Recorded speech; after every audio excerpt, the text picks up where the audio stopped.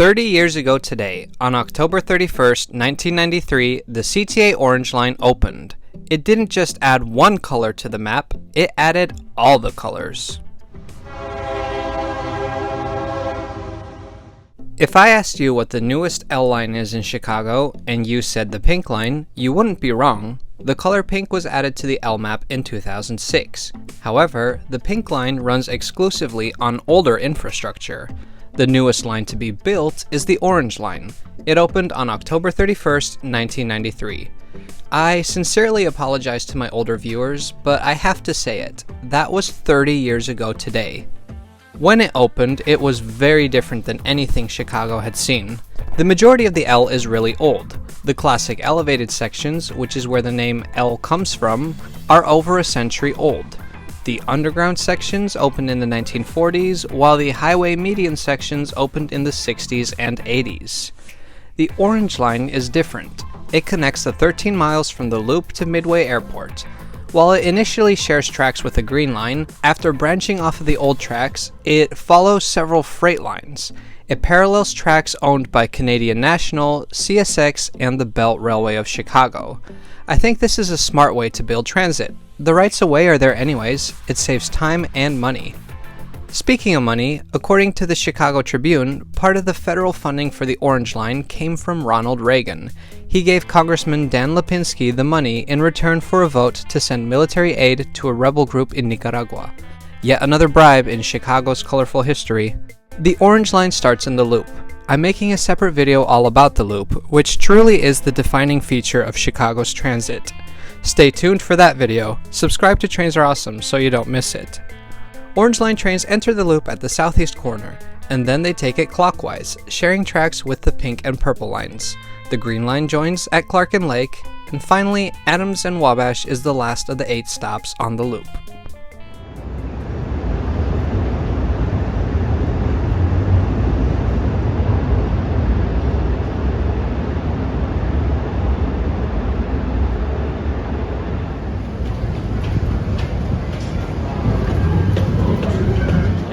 Welcome to a brand new Trains Are Awesome video. I'm Tom, I'm in Chicago.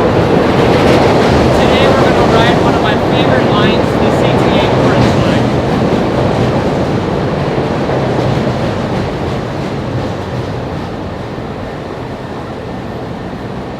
This is Halsted Station.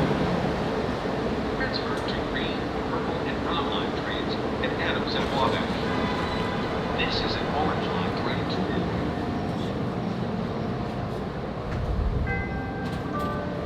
doors closing.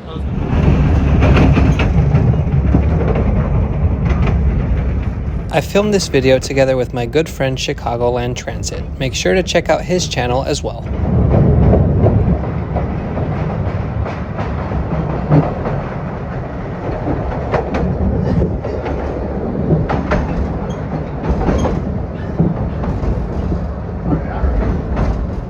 Roosevelt is the last transfer station to the Green and Red lines. It's interesting. Right now, we're still on the old elevated line.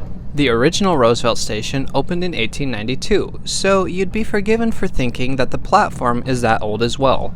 But actually, that station closed for CTA service in 1949 and completely in 1963. For decades, the underground platforms at Roosevelt were the only ones that were open. In 1993, with the opening of the Orange Line, the elevated platforms at Roosevelt finally reopened.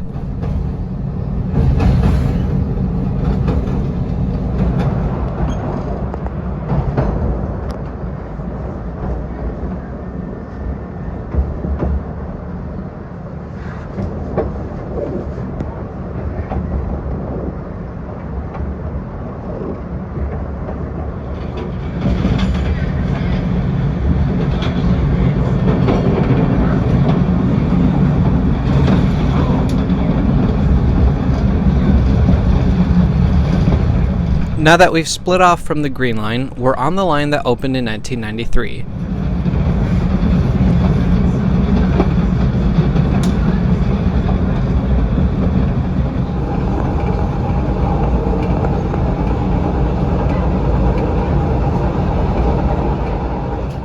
This section right here, This is why the Orange Line is one of my favorites. The views of downtown are unmatched.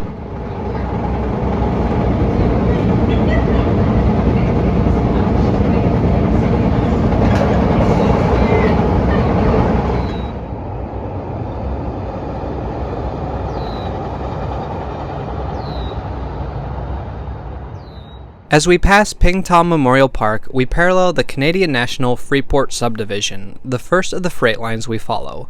This freight line is also used by Metro's Heritage Corridor service as well as Amtrak's Lincoln service and Texas Eagle.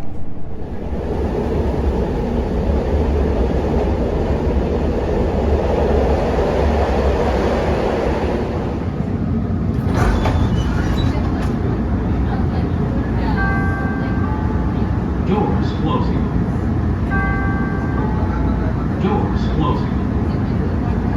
Ashland is next. Doors open on the left at Ashland. Halsted is the first station we stop at after Roosevelt. Having a transit line run to southwest Chicago has been a longtime wish of many residents. A lot of people have benefited from it. Before the line opened, some of Chicago's busiest bus routes ran down this corridor. Most stations on the line have been built with bus terminals similar to the ones on the O'Hare branch to facilitate easy transfers between bus and rail. Now, a new line is certainly something, but remember when I said that the Orange Line ushered in a lot more change? Let's take a closer look. This is a map of the L network in 1992. I've created a simplified version as well, and I'll be switching back and forth between the two. It's amazing to see just how different things were a little over 30 years ago. There are so many things that we could talk about. Most obviously, trains from the Lake Street Elevated took the Dan Ryan, while trains from Howard and the State Street Subway took the old line to Englewood and Jackson Park.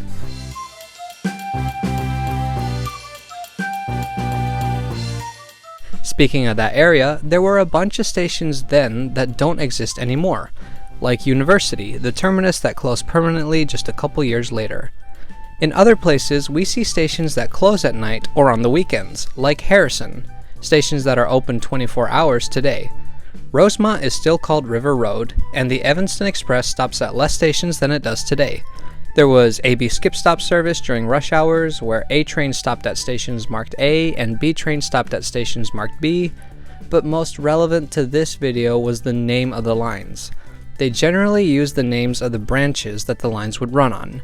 You had the Ravenswood Line, the O'Hare Congress Douglas Line, the Lake Dan Ryan, etc., etc.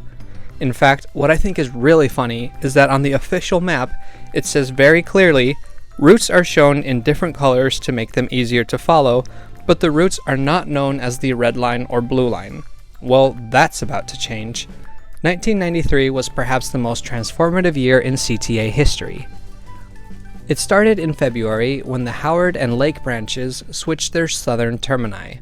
Lake trains now went to Ashland and University, while trains from Howard took the Dan Ryan to 95th.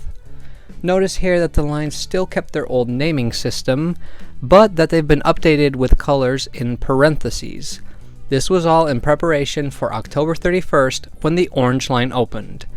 With the brand new line, the CTA officially switched over to color names. Back then, there were 7: purple, red, blue, green, orange, brown, and yellow. Pink was added in 2006.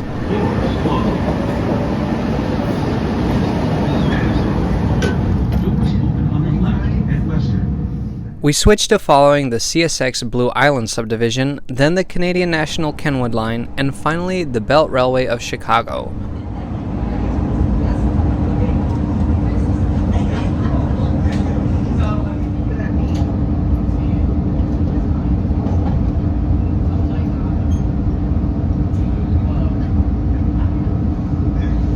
This is Western.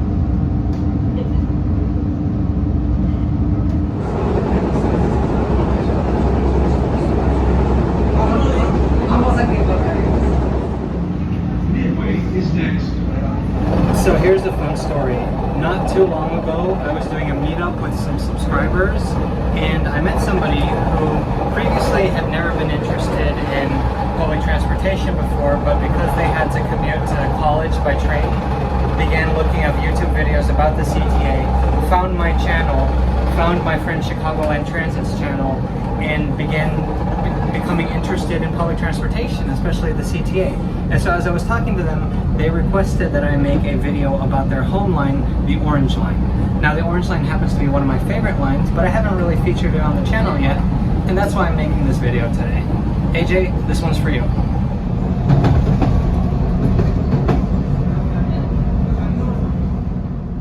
Only about 20 minutes into our trip, the Midway yard appears. Taking the train from downtown to Midway is much faster than to O'Hare. Makes sense, since Midway is closer than O'Hare. There were plans to extend the line further south by 2 miles to the Ford City Mall. I, for one, wish they had actually built it out that far, because that would have been very convenient.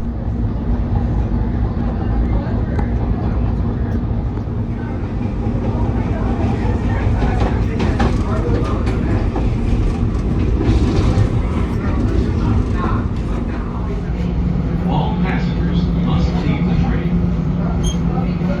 Thank you for riding the CTA Orange Line.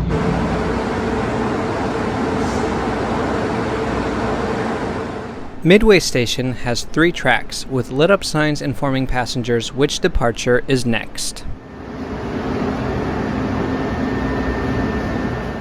Elevators, escalators, and stairs bring you up to the concourse.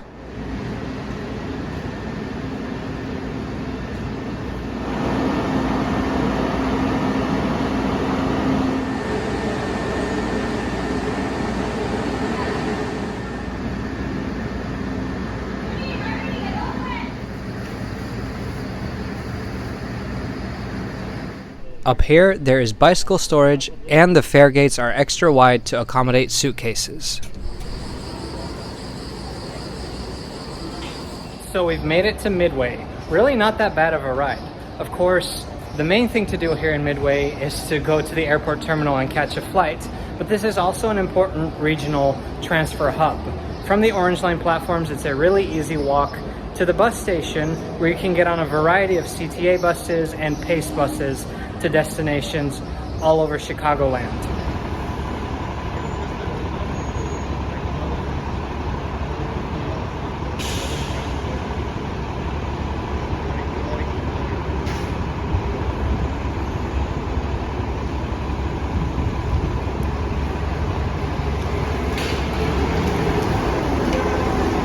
If that's not far enough for you, you can also walk to the concourse and then to the regional bus station and catch a River Valley Metro bus to Kankakee County. The River Valley Metro buses leave from a completely different area. You have to go to the airport terminal, which I'll show you how to do in a little bit, and then follow signs that say regional buses. River Valley Metro runs 11 round trips on weekdays from Midway to Manteno and Bourbonnais in Kankakee County. On Saturdays, it's 5 and 4 round trips on Sundays and holidays.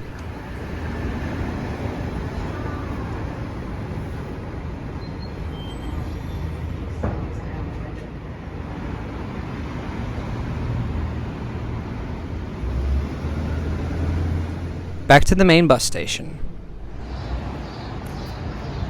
Only $175 each way. That's really old. And of course, it's also not called Toyota Park anymore. Now, most of you will want to know how to get to your flight from the station.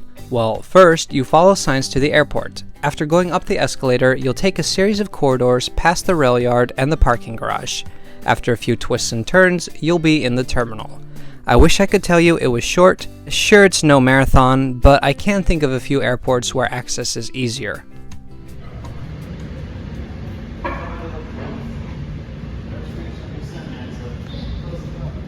Okay, so it's a pretty decent walk from the station to the terminal, but you get a nice view of the rail yard.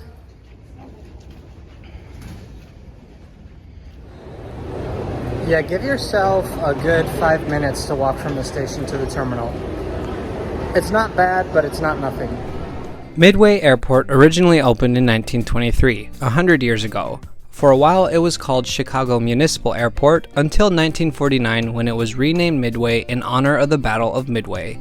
From a bird's eye view, or I guess I should say a plane's eye view, the airport is almost a perfect square that fits right into the grid of Chicago.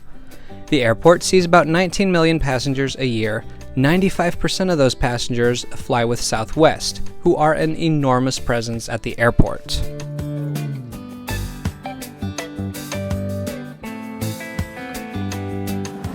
So after exploring Midway for a little bit, we're on the Orange Line back to the Loop.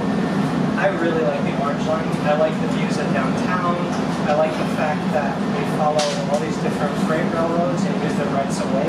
My one complaint about the Orange Line, these really old trains. The Orange Line uses exclusively old stock, but I have seen a 7000 here in the yard before.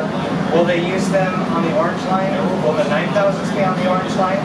Who knows? I don't, but we can always be hopeful. Thank you for watching. If you enjoyed this video, I have more videos from Chicago, from the US East Coast, and from all over the world. So subscribe to Trains Are Awesome, and we'll see you next time. And before I forget to say it, happy birthday, Orange Line.